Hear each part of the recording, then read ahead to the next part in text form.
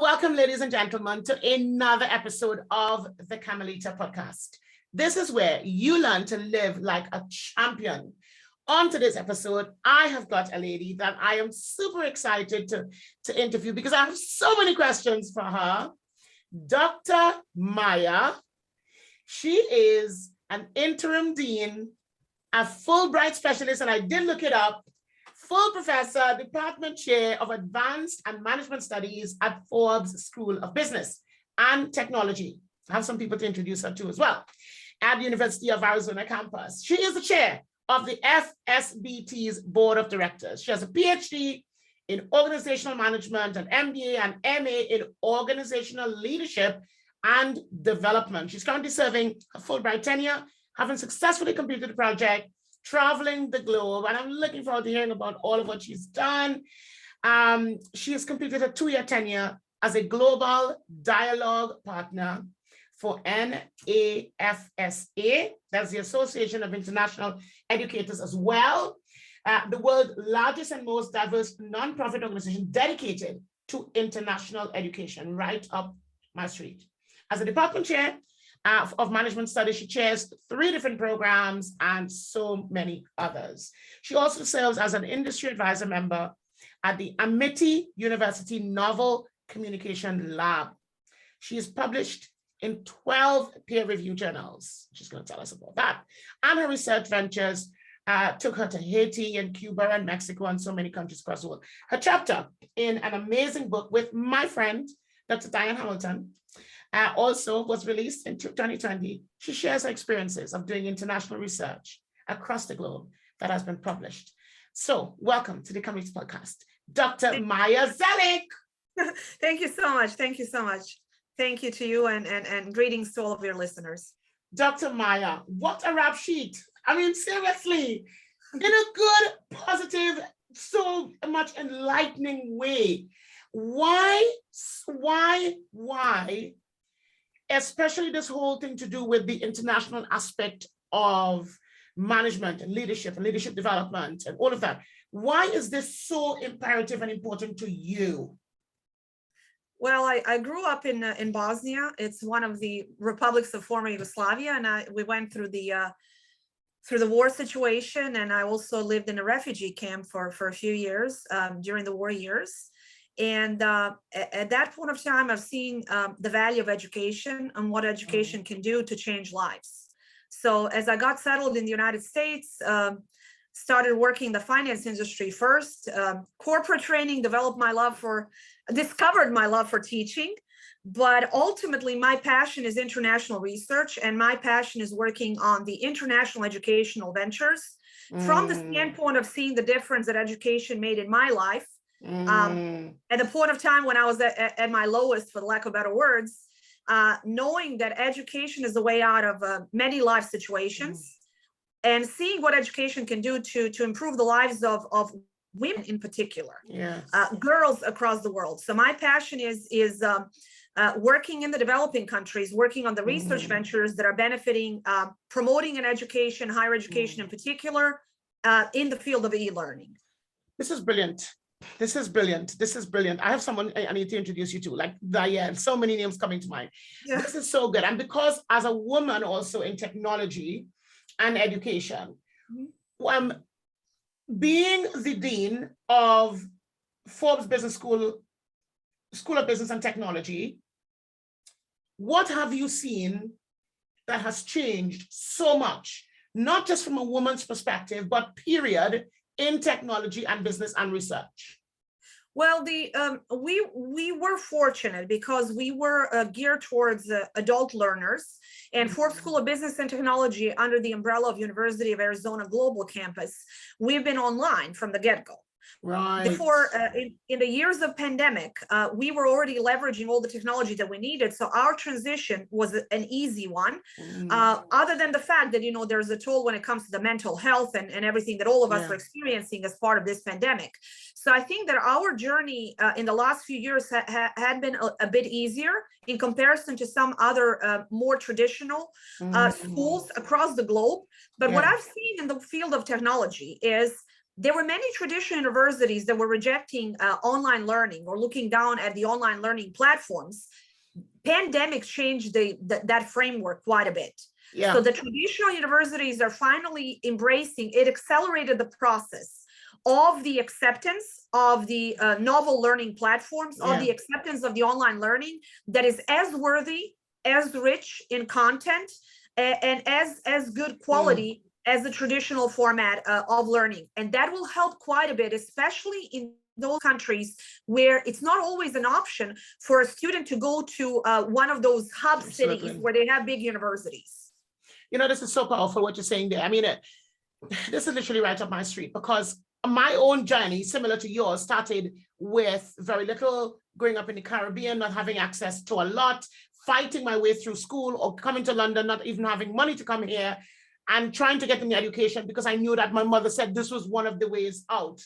But you're right, even if children has access to education, albeit online, and they have access, even if they have to share a Mac or a laptop or a tablet of some sort, at least they have access to education. And you are right, before the pandemic, so many people were poo-pooing this whole online thing, it's not good enough, you want the interaction coming to school. But now that they've had no choice but to embrace it, they realize that access to education is so crucially important and to learning. You are so 100% correct. I can't wait to hear more. Now, with Forbes Business School, in a sense, and business and technology, School of Business and Technology, what are the key points that differentiates you from another university, from another facility that's teaching similar things? Is it because of the exposure of Forbes as a whole?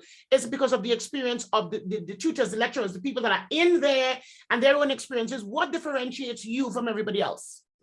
Well, a few different things. The demographics of our students. Our average student is the adult learner.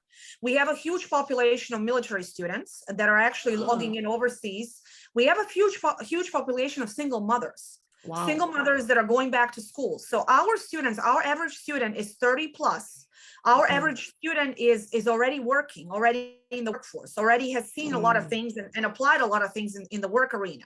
We have a huge population of minority students that were able to complete their high school education, and maybe now after having kids going back into the world of education. Now, leveraging the Forbes brand, our affiliation with the Forbes, we have the advisory board that you already mentioned that I'm the chair of.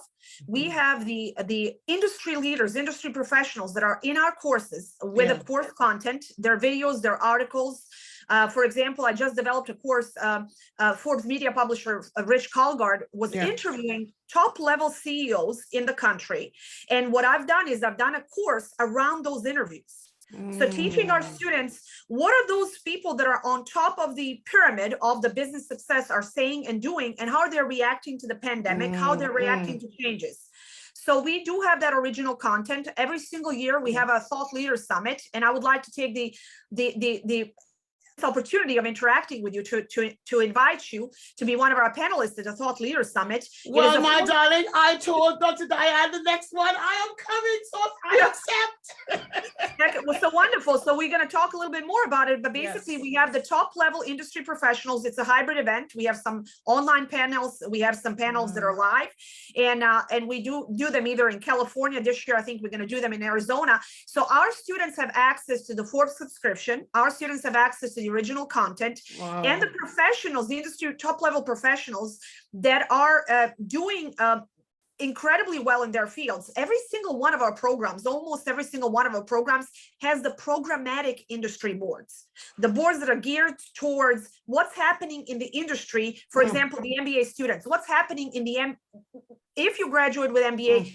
what type of skills you need in the industry. And we're tweaking our curriculum. Our curriculum is very adjustable and changes all the time because of the fact that you can't have a static curriculum in today's business world. That just back up. Right there. I want you to talk about that right there. You talked about that changing curriculum. So many companies and businesses are fighting change. We know what has happened and even people that are doing the MBAs and people that are doing all the different degrees, they've also had to change not just the content, but how they access information. Where do they get to collect information so that they can do the dissertation and everything else? Talk a little bit about that changing curriculum. What does that look like? And what does Forbes do better than everybody else as far as the changing curriculum is concerned? Well, because we're one of the leaders in the technology, we have easy access to our course platform. So the instructors can adjust and tweak the curriculum on a daily basis. Right. For example, our MBA program, we have a connection to the live feeds, what's happening in the industry right now. So I'm teaching one course, the political environment and economics with Steve Forbes, featuring Steve Forbes. And we have a live Twitter feed, we have a live blogs. So literally, if I'm talking to my students, interacting with them online in the discussion board, I can pull one of those articles that were just published, and let's talk about this particular item. I was actually presenting in 2016 at the conference in London, and we were talking about the concept of nano degrees is a 4-year education, is it becoming obsolete? Because by the time you start year one, by the time you graduate, you start hitting the job market, and all of a sudden the skills you've learned in year one, it's no longer relevant. That's why when we talk about the concept of traditional education, we're looking at the chapter books. I think the chapter books are like thing of the past, to be quite honest with you, because every single day you have to introduce a different content. And that is what the job market is like. So wait, hold on. Do you see then Forbes Business School, Forbes Business School of Business Technology as being a leader in this field? Because you are right, the traditional textbooks, by the time you reach at year 3, most of those things, or not sure most, but quite a lot of those things are obsolete. Because we're talking about the metaverse, AI, blockchain tech, everything else has changed hugely. And so what you're saying is that you guys are at the forefront and the cusp of that technology, whereby people are getting now stuff, things that are happening in the real world, things that are happening in the interim while they are going through their studies. That is powerful. Yes, it is powerful, and we are one of the technology leaders as far as our platforms, as far as the way we're delivering the content. And because of that, our students are able to take advantage of the most current information and current data, and the fact that you have to be very flexible as the instructor. So if you're, I think long gone are the days where you prepare your syllabus and then you're like, I'm going to teach this syllabus the entire year. Well, look what's happening in the world. Just like, for example, if I was not preparing for your show, but let's say if I was preparing for your show last week, things changed in a week in the world of business, in the world of education. So you always have to be, and that is one of the things when those interviews with the CEOs that I mentioned to you that we're actually featuring in one of our courses, one of the themes that these CEOs are saying is you cannot be comfortable. If you are comfortable, if you are getting to the point where you think you already reached that pinnacle of success, you will lose in a long run. Complacency does not pay off in the business world. And one thing they've learned, and pandemic accelerated that, is that every single company is constantly forced to reinvent itself. And every single university is constantly forced to reinvent itself. That's why we were saying is a lot of traditional universities are now jumping on that bandwagon.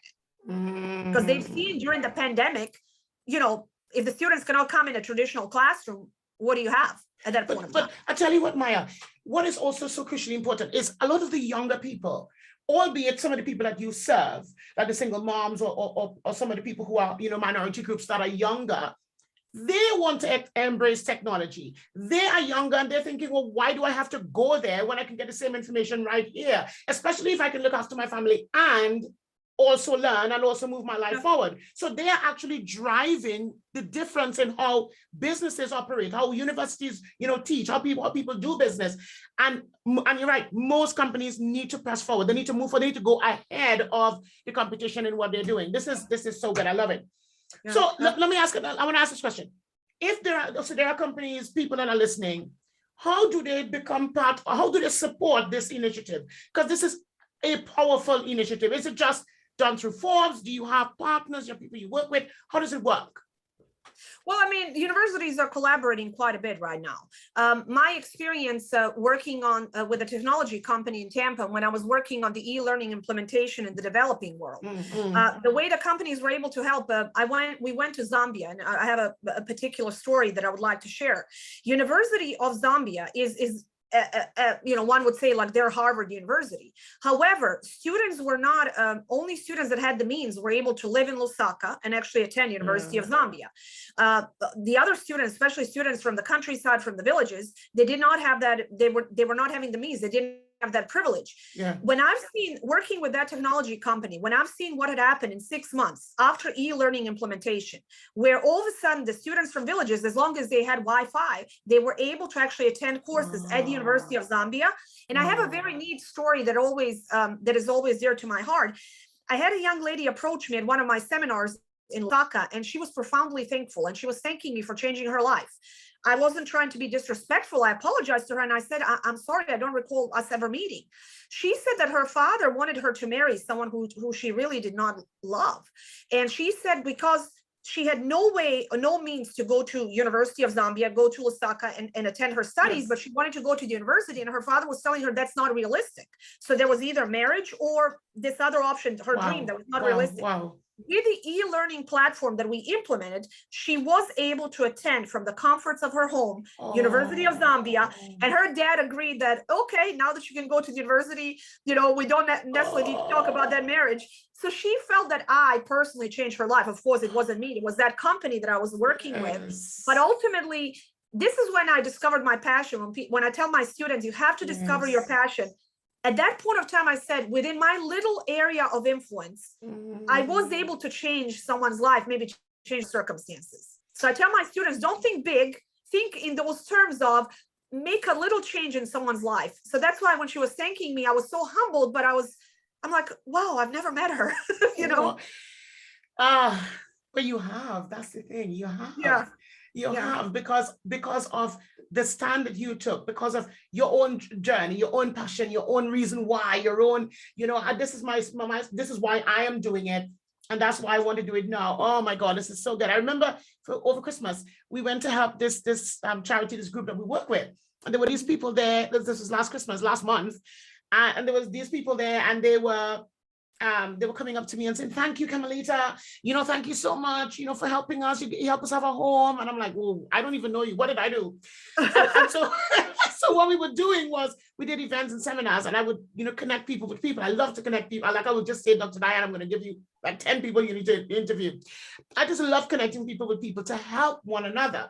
And I remember saying to this guy, I want to connect you with this person who can help you. And because I did that, he was able to get into a realm to help all of these people off the streets, give them work, people who are disabled, and they all now have homes and jobs and everything else.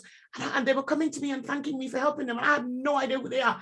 And this is so good, because when you do it, you're doing it because of your own dream, your own heart, your own goal, your own mission, which is so powerful. I'm so glad you shared that. Tell us about then this Fulbright tenure.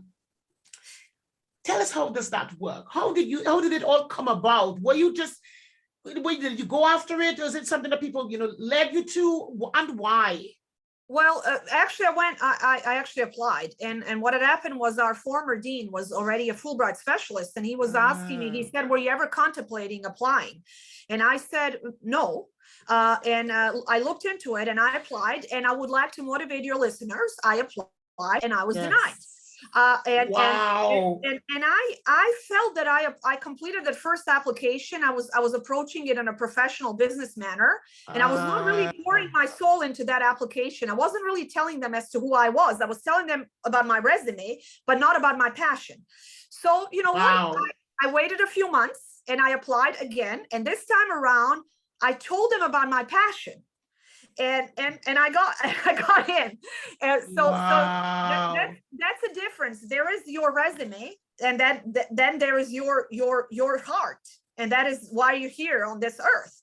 So I feel like when you're applying, whether for a job, whether for a Fulbright, whatever you're applying for, you have to tell them who you are outside of the venues of your resume. Your resume can be incredibly impressive, but doesn't tell them at all as to why would you like to go into the developing world and do a research venture.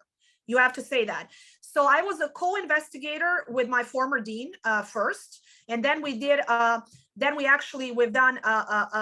as a primary investigator at the Mulungushi University. It's in Kabwe in Zambia. And speaking of connecting people, I will connect you to the most impressive woman that I've ever met in my life, Dr. Lisi Nambi. She was the vice chancellor of the Mulungushi University. Yeah. She was the first female vice chancellor in the Southern African region when it comes to the top level universities. Lisi has to tell you a story of having to swim across the river to go to school as a young girl. She even lost some friends doing these type of ventures. She had a very, very motivational, inspiring father who gave her two choices. You can stay in the village, or you will have to take a risk and go to school. Lisi took the risk, and I'm proud to call her my friend, and she would be a terrific, terrific guest for your show. Well, I am so going to look forward to talking to her. This is so powerful. And wow, I hear what you're saying. And I hope the listeners are listening to what Dr. Maja is saying. Your resume versus your heart. Because your heart will open up more doors for you than your resume ever will. So are you sharing your heart with the world? Are you letting the world know the reason why you're doing what you're doing, not just because? Why is it that you're doing why you want to win? Why do you want to change people's lives? Why do you want to be an example of success? Why do you want to be ahead and not beneath? This is so powerful. Your resume versus your heart. And I can hear your heart. Oh, when you speak, I can hear your heart. I mean, you know my story of growing up in Caribbean and poor and struggling and all of that. And so my heart now is with Event of Champions to teach entrepreneurs how to win in business and to win in life. That's my heart. I want to see them win. I want to see them grow and make money and change their lives and help someone else in the process. That's my real passion as an entrepreneur. The Camilita brand, I'm all about making money and my properties, but the Event of Champions is my heart. Like, I want everybody to win. Now look, you're doing all of this, traveling the world, doing this amazing journey, obviously teaching organizational development, as well as being qualified in that, leadership development in particular. I want to ask two more questions. As a leader, because you are in so many ways, what would you say that differentiates you from someone else in your same situation as a leader?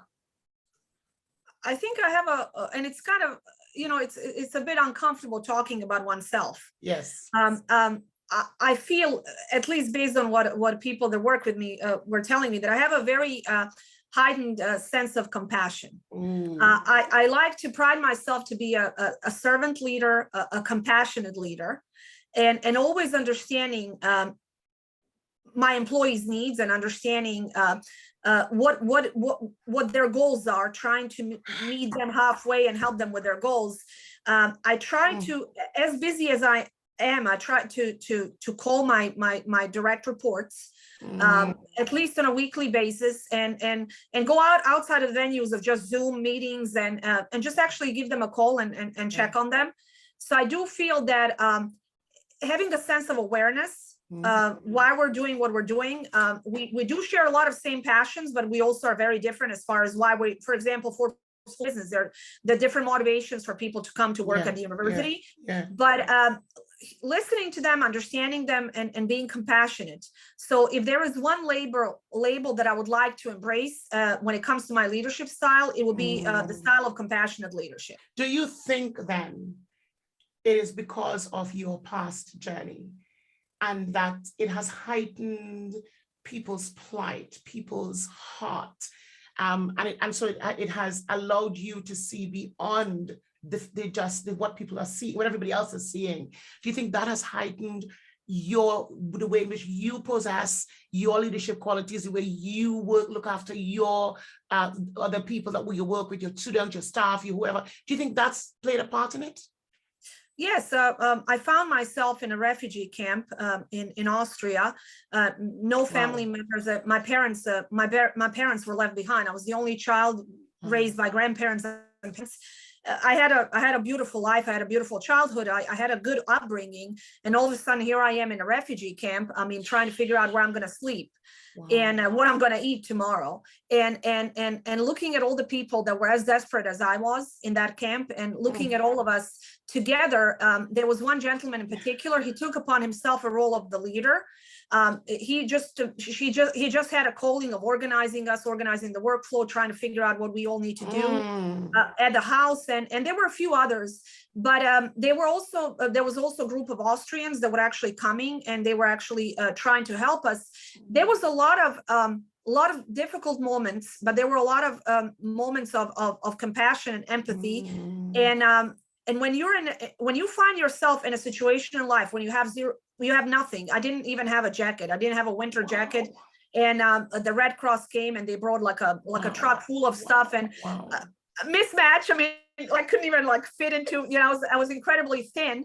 I was malnourished. So I was, so I found this one jacket that was 2 sizes bigger, whatever, but I was so thankful for that jacket. And I remember those instances where I was very profoundly thankful. And I chose moments to remember were the moments of compassion, someone helping me, being thankful, versus moments of being disregarded or mistreated. And as a refugee, no matter where you at, if as a refugee, as a foreigner, there is discrimination. Yes. I choose not to remember those instances, but I've learned from those instances, they're still with me. But I focused on the good memories of people being helpful, helping me through that journey. And I felt this profound sense of having to give back. Yes. It wasn't well formulated. I came to the United States. I wanted to build my career, build my, help my family.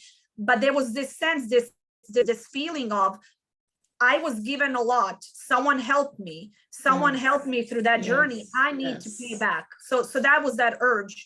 Now, that's not to say, like, if you didn't have difficult circumstances, you cannot develop this. Sure, you can. But this accelerated my journey of compassion. So you co-authored the book Perception. I mean, this feeds right into that whole perception is how we've all had challenges of some sort, but it's how you perceive and how you build on that. So one last question. Someone who's listening, okay, and they're like, right now I'm in a mess. I really want to do more, but it's just not happening. I'd love to, but they're not seeing what they do have. Talk about that perception and what you wrote in that book with Dr. Diane. Why is it important that people, they sort of develop the right perception regardless of where they are? Well, Diane and I, we were co-workers, we were colleagues, and we went into some business meetings. We walked out of those meetings with a completely different perception of what just happened. So what we realized is Diane is definitely, and sometimes she disagrees with me when I say this, but she's definitely more of an optimist and I'm a pessimist. So we started talking about our life journeys, and Diane had such an inspirational story as well, but her journey was vastly different. So that is why I perhaps developed I'm always, a bit more fearful, a bit more hesitant. Diane is a bit more outgoing. So we started writing this book, first teasing each other weren't we in the same meeting? That's how it started. So we were trying to figure out what can we do for the business leaders to bring that perception as close as possible to the concept of business reality. And the reason I'm saying as close as possible, because business reality is still a fluid concept. Yes. I love when people say, oh, it's just business, it's nothing personal. And I always say, honey, it is always personal. Because we are human beings, and we bring our thoughts, our dreams, our hopes. So do not tell me it's only business.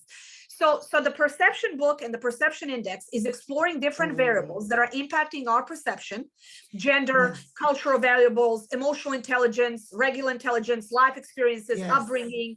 So, and then the index is trying to assess what can companies do in order to bring their employees to that concept of business reality. We were all on the receiving end of a very poorly written business announcement. We were all on the receiving end of a very bad communication when it comes to some very important matters within the world of business. Being aware of how your employees perceive is making you a better leader. Right there, mic drop. That right there was That's it. That's it right there. And in the world of business, that's it right there. It is our, and sometimes I tell you what, Dr. Maja, we can lose a lot because we perceive things the wrong way, or we allow people to perceive things the wrong way because of the way we respond. So that right there is gold. We so need to constantly look at how we approach the situation and what we say to the situation and or the people, because their perception also matters. And sometimes we think it's just the leader's perception that matters, but everybody's perception in the workplace matters. Dr. Maja, leave us with one quick tip that you want the audience, my audience, your audience, to learn and to understand about the heart behind what you do. I tell this to my students in a face-to-face setting when I do part-time work, or to my students with the Forbes School of Business online. It is not a cliche to say, define and find your passion. I understand why you're here. Ultimately, we're all put on this earth for a particular reason. Yeah. And don't think, everyone says, think big. Well, at first, what is your passion? What gets your heart going? Where can you make a difference? Yeah. Define it. It can be something that is seemingly small. Yeah. However, it can get bigger. And the people sometimes define passion in terms of money, in terms of power, in terms of success. No. Experience the feeling I had experienced when I mentioned that young girl coming to me in Lusaka at the seminar. When you hear something like that someone tells you that you've made a difference in their life, you've changed their life. Yes. That is why I'm here. And you build on that. What can I do in pursuit of those type of experiences where I'm directly or indirectly helping someone advance and do better within my area of expertise? And it doesn't have to be global, global thinking. It can be something within your communities. It can be something within your little area of expertise, your neighborhood. But find what it is, and don't always think it in terms of a job. Sometimes you do a job to pay your bills, but you pursue your passion separately in order to fulfill your mission here. So that is one thing that I would like to leave your listeners with. I love that. I love that. I love that. Oh, I love that. I love that. Well, guys, listen, you heard it here from Dr. Maja. And I tell you, this was so, I'm fired up. Like, I'm fired up. Like, I want to go, I want to get out there, I want to make it happen. I mean, look, just look at the acceptance of yourself, understanding who you are, understanding the people that you're meant to serve. What happens is in your industry, are you leading or are you following? Where are you in this whole concept? Where are you in this whole process? Is your company being a leader?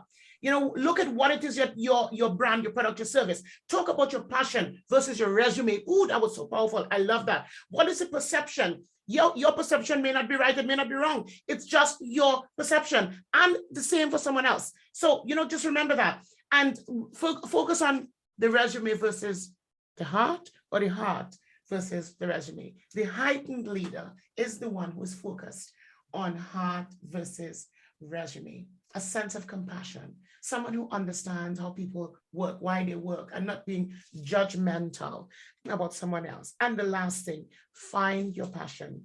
You will find your way. And go onto LinkedIn, find Dr. Maja Zelihic.